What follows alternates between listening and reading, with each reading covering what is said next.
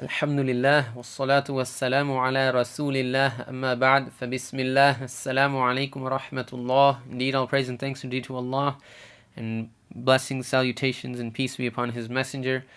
We begin with Allah's name, subhanahu wa ta'ala, proceeding on to this video, so peace be upon you, welcome and greetings. We're going to jump straight into the letter 15 now, and it's a continuation of the previous letter, Lod. So this is Lod in its original form. This is Lod in its initial form. Pretty much the same as last time as Sod, but you just get the line. And you have Lod in its medial form, and then you have Lod in its final form. Basically the same concept as the Sod. Next letter, Ta. Now here's Ta in its original form. Here's Ta in its initial form.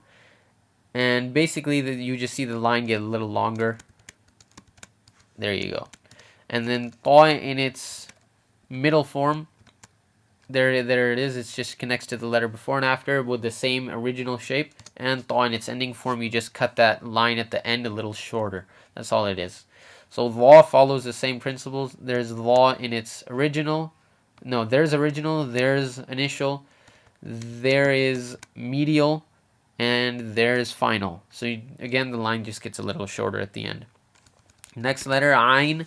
This one changes quite a bit. Here's Ain in its initial form or original form. Now here's initial. So you just see that bowl get cut away, that little moon shape. Again, the Jim was the same. So you have that moon shape right here. And when you add a letter next to it, the moon shape gets cut and you continue next. So same concept with the Ain. It gets cut and there you go. Now Ain with the middle is going to change quite a bit. Here's what Ain in its middle form looks like. So you're just going to have to try to commit that to memory. It looks like an anvil or something. So you're going to have to try to remember that. And then Ain in its ending form looks like that. So you bring that bowl shape back, except you keep the anvil head or whatever it is. Whatever helps you remember. So Ghain, I'm sure you can already predict what it's going to look like. There's Ghain in its original. There's Ghain in its initial form. Here's Ghain in its medial form or middle form, and here's Ghain in its final form. Basically the same as Ain. So now we'll go to Fa. Here's Fa in its initial or original. Here's Fa in its initial. So basically try to remember the difference between Ba and Fa. Ba has the dot at the bottom, Fa has the dot at the top, and Fa also has like a little wow shape right here, little opening. Ba doesn't. So there's Fa in its original or initial. Here's Fa in its middle. So you have that rounded open circle again with one dot at the top.